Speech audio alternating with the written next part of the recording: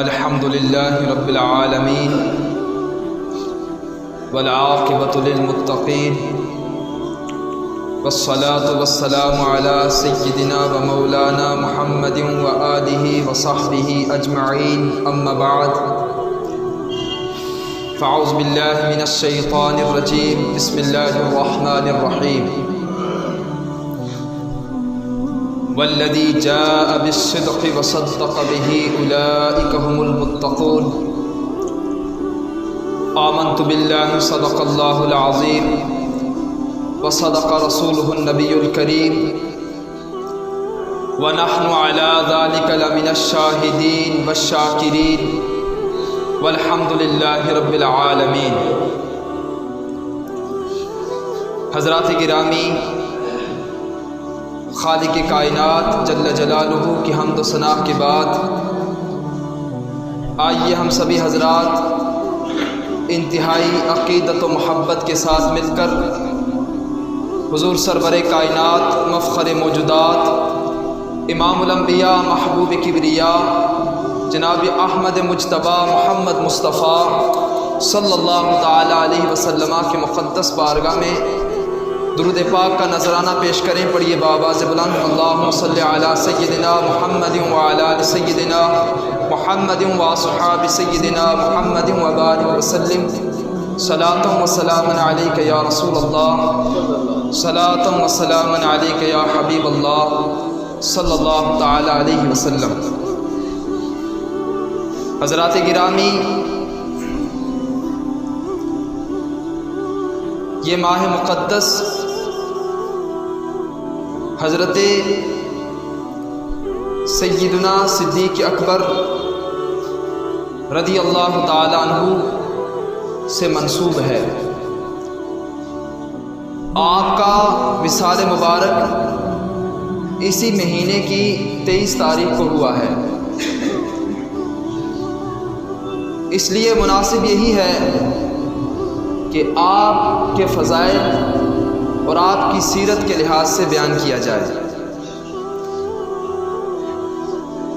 قرآن مقدس میں خالق کائنات جل جلالہ ارشاد فرماتا ہے،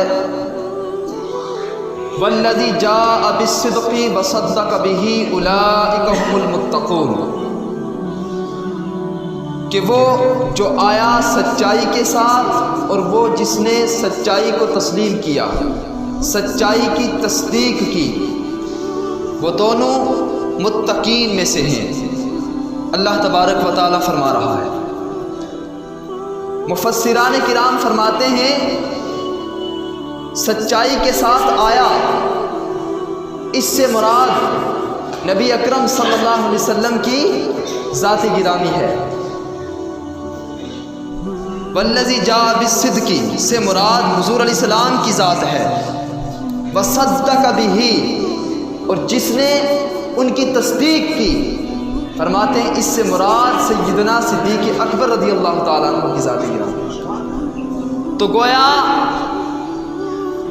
آپ کے اسلام لانے کا ذکر اللہ تبارک و تعالیٰ قرآن مقدس میں بیان فرما رہا ہے۔ حضرت سیدنا صدیق اکبر رضی اللہ تعالیٰ عنہ حضور صلی اللہ علیہ وسلم کے خلیفہ اول ہیں، پہلے خلیفہ ہیں، خلیفہ بلا فصل۔ سیدنا صدیق اکبر رضی اللہ تعالی عنہ کی فضیلت یہ ہے کہ بعد الانبیاء، تمام انبیاء کرام کے بعد افضل البشر، تمام لوگوں میں سب سے زیادہ فضیلت والی ذات سیدنا صدیق اکبر کی ہے۔ لوگ جانتے ہی نہیں آپ کے بارے میں۔ سیدنا صدیق اکبر رضی اللہ تعالی عنہ کی فضیلت انبیاء کرام کے بعد سب سے زیادہ ہے۔ حضرت سیدنا صدیق اکبر رضی اللہ تعالی عنہ حضور صلی اللہ علیہ وسلم کے جانشین ہیں، سب سے پہلے جانشین۔ آپ کا نام عبداللہ ہے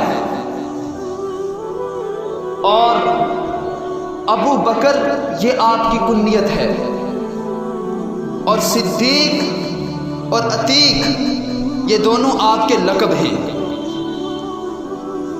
ابو بکر آپ کی کنیت کیوں ہے؟ اس کے تعلق سے لکھا علماء کرام نے کہ البکر یہ اونٹ کو کہا جاتا ہے۔ سیدنا صدیق اکبر رضی اللہ تعالیٰ عنہ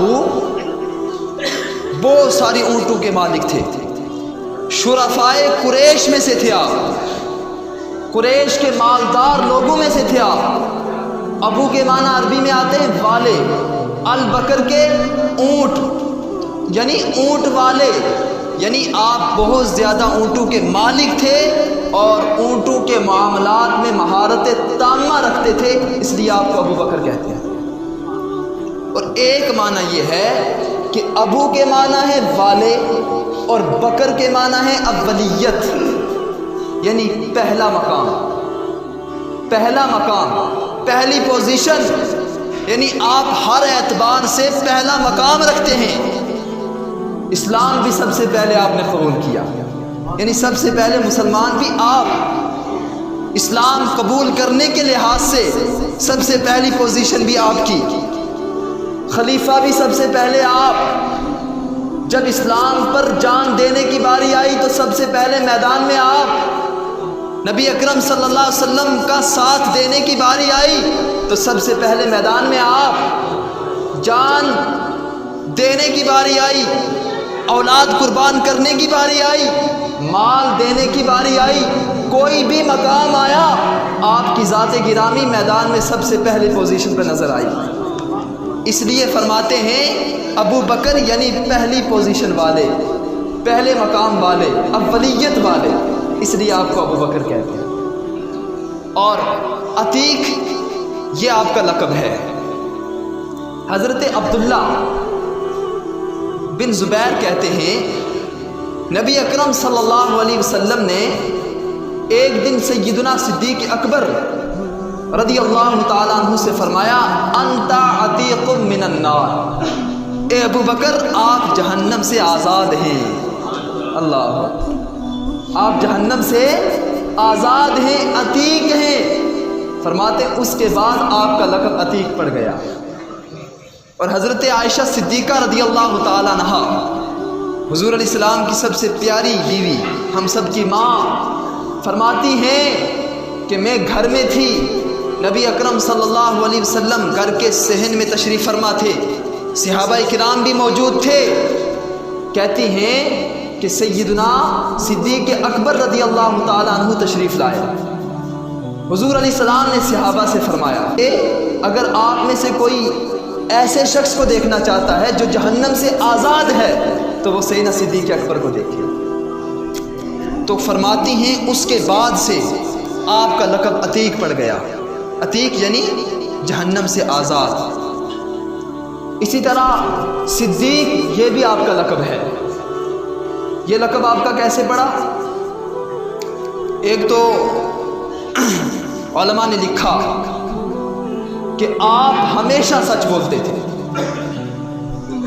قبل قبول اسلام قبول کرنے سے پہلے بھی آپ قریش کے شرفاء میں شمار کیے جاتے تھے، شریف لوگوں میں، ہمیشہ سچ بولتے تھے، امین تھے، صادق تھے، اس بنیاد پر آپ کو صدیق کہا جاتا ہے۔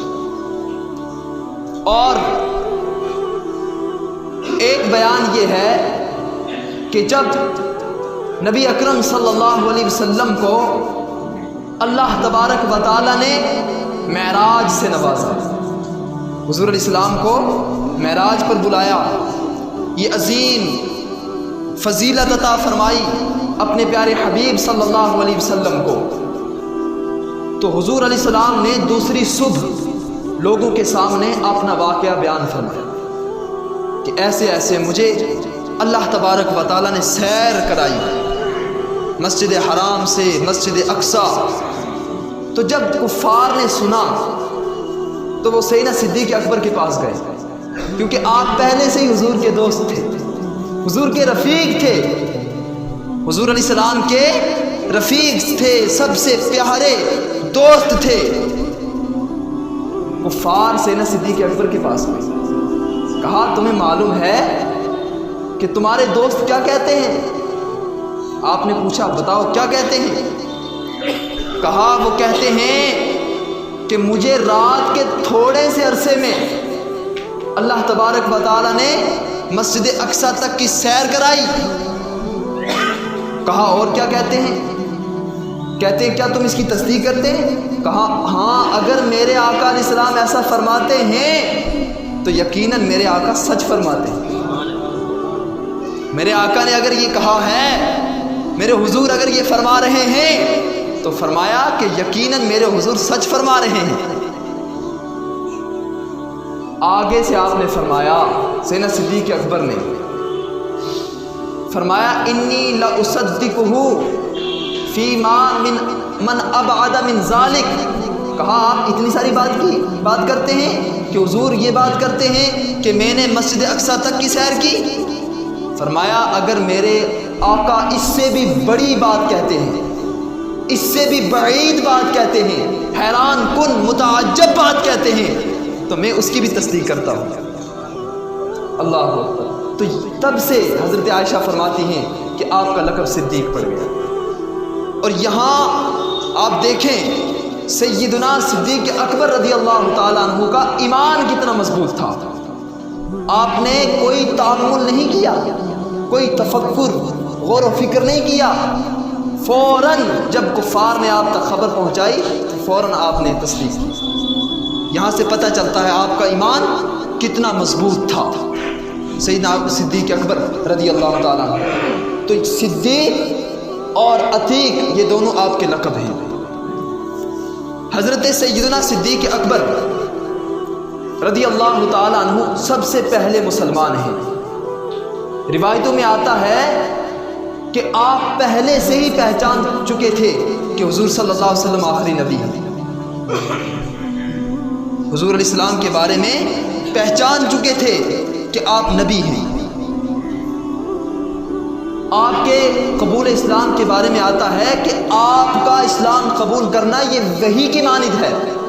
وہ اس طرح کہ جب آپ ملک شام گئے، تاجر تھے آپ، کپڑے کے بہت بڑے تاجر تھے سیدنا صدیق اکبر، بڑے مالدار تھے۔ آپ جب ملک شام تجارت کی غرض سے گئے تو آپ نے خواب دیکھا اور وہ خواب آپ نے بحیرہ راہب، عیسائیوں کا جو پادری ہوتا ہے راہب، اس کے سامنے بیان کیا اپنا خواب۔ بحیرہ راہب نے آپ سے پوچھا آپ کون ہیں، کہاں سے ہیں؟ آپ نے اپنا تعارف کروایا، میرا نام عبداللہ ہے اور میں قریش سے ہوں۔ تو بحیرہ راہب نے اس وقت آپ سے کہا تھا کہ ان قریب اللہ تبارک و تعالی آپ کے ہی قبیلے میں سے ایک نبی مبعوث فرمائے گا، اور آپ اس نبی کی حیات میں اس نبی کے وزیر ہوں گے، اور ان کے وصال کے بعد ان کے جانشین ہوں گے۔ اللہ، اس سے پتہ یہ چلتا ہے کہ جہاں سابقہ کتب میں نبی اکرم صلی اللہ علیہ وسلم کے اوصاف تھے، حضور کی تعریف کی گئی تھی، حضور کا نام ذکر تھا، وہیں پر حضرت سیدنا صدیق اکبر رضی اللہ تعالیٰ عنہ کے تعلق سے بھی ذکر کیا ہوا تھا کہ سیدنا صدیق اکبر رضی اللہ تعالیٰ عنہ حضور علیہ السلام کے سب سے پیارے دوست ہوں گے، سب سے پیارے رفیق ہوں گے، اور حضور علیہ السلام کے پہلے جانشین ہوں گے۔ تو سیدنا صدیق اکبر رضی اللہ تعالیٰ عنہ کی یہ شان ہے کہ جب نبی اکرم صلی اللہ علیہ وسلم نے اسلام کی دعوت دی تو آپ نے غور و فکر نہیں کیا، کیونکہ وہ خواب آپ نے اپنے سینے میں بسا کے رکھا، کسی کو نہیں بتایا۔ اور جب نبی اکرم صلی اللہ علیہ وسلم نے آپ کو اسلام کی دعوت دی تو نبی اکرم صلی اللہ علیہ وسلم نے بطور دلیل آپ کا وہی خواب بیان کیا۔ اب دیکھیں، خواب ہے سیدنا صدیق اکبر کا جو آپ کے سینے میں ہے، آپ نے کسی کے سامنے بیان نہیں کیا، لیکن نبی اکرم صلی اللہ علیہ وسلم نے جب آپ کو اسلام کی دعوت دی تو خود اپنی طرف سے سیدنا صدیق اکبر کا خواب بیان کیا۔ اللہ اکبر۔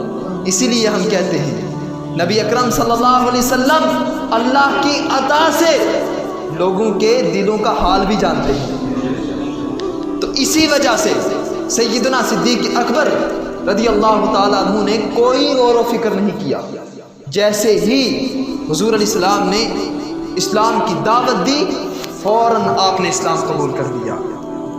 سیدنا صدیق اکبر رضی اللہ تعالیٰ عنہ کی یہ شان ہے۔